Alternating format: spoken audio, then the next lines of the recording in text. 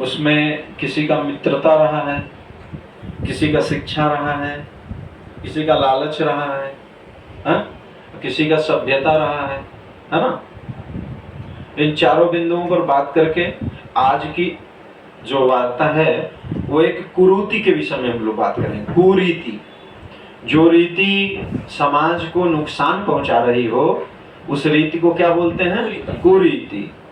तो उसका उन्मूलन जब तक हम उसके हानि और लाभ पर गहराई से विचार नहीं करेंगे तब तक हम जो है उस कुरीति के विषय में जनमानस को समझा भी नहीं सकेंगे और खुद भी नहीं समझ पाएंगे।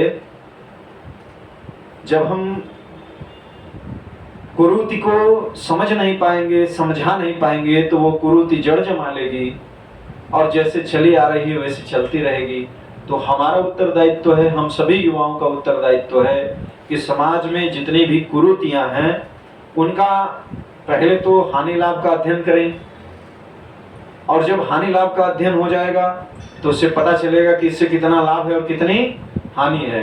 तो जिससे समाज को हानि ही हानि है, कोई लाभ नहीं होने वाला है, उस कुरीति को उस तरह से निकाल फेंकना चाहिए जिस तरह से व्यक्ति के शरीर में फोड़ा हो जाए तो उसको चीरा लगा देना जरूरी होता है। नहीं तो वो मवाद बाद में कैंसर बन जाएगा और फिर उस व्यक्ति का पूरा जीवन ही समाप्त कर देगा, बची कुची संपदा भी समाप्त कर देगा। उसी प्रकार समाज को यह कुरीति खोखली कर देगी और बचा कुचा समाज में जो सभ्यता है, जो संस्कृति है, उसको भी नष्ट विनष्ट कर डालेगी। इसलिए बच्चों, आपके 4 विषयों पर हम तो आज बात करेंगे ही। मित्रता, पूज्य गुरुदेव हमारे लिखते हैं कि मित्रता कैसे की जाए, किससे की जाए, है? तो इस विषय को जब आप पढ़ेंगे तो उन्होंने हर चीज को बड़ी बारीकी से लिखा है। मैं उसका छोटा सा सारांश बताऊंगा क्योंकि पूरी चीजें बताने का समय तो नहीं है, लेकिन इतना मैं बता रहा हूं। मित्र वही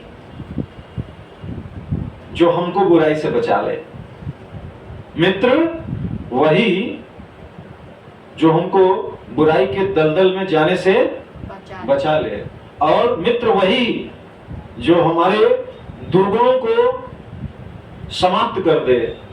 मित्र वही जो विपत्ति में काम आए। मित्र वही जो हमारे सुसंस्कारों को विकसित करे। तो मित्रता सोच समझ के करनी चाहिए। 2-4 बातें और मित्रता के विषय में बता रहे हैं। जैसा संग करेंगे वैसा रंग चढ़ जाएगा आपके ऊपर। इसलिए बारीकी से ध्यान दीजिए कि मेरा मित्र किस तरह की बात कर रहा है, मेरा मित्र हमको किस तरफ प्रेरित कर रहा है। अगर आपका मित्र आपको बुरी बुरी बातें सिखाता है और बुराई की तरफ प्रेरित करता है तो बच्चों, युवा साथियों, आपसे निवेदन है उस मित्र से तुरंत दूरी बना लीजिए, क्योंकि बहुत कम ही समय में वो अपने सारे दुर्गुणों को आपके अंदर डालने वाला है। समझ रहे हैं? और देखते देखते आपको समझ में नहीं आएगा, वो सारे दुर्गुण आपके अंदर प्रवेश कर जाएंगे और आपका भविष्य अंधकारमय हो जाएगा। प्यारे बच्चों, युवा साथियों, ये तो थी मित्रता की बात। दूसरा, शिक्षा की बात। शिक्षा वह शक्ति है, शिक्षा वह धन है जो व्यक्ति को अलंकृत करता है। अलंकार मतलब समझ रहे हैं ना? गुणों से संपन्न बनाता है और आने वाले भविष्य में भविष्य की कठिनाइयों के प्रति हमको तैयार करता है और हमें हमारे हक की जानकारी देता है। हम समाज में किस तरह से सुरक्षित रह सकते हैं, और अपने अधिकारों को जान सकते हैं, हम अपनी शक्ति को समझ सकते हैं। ये साथ ही साथ हमारे भविष्य में आने वाले उत्तरदायित्वों को पूरा करने के लिए हमारे अंदर किस तरह का सद्गुण होना चाहिए, ये हमें शिक्षा प्रदान करता है। इसलिए संविधान निर्माता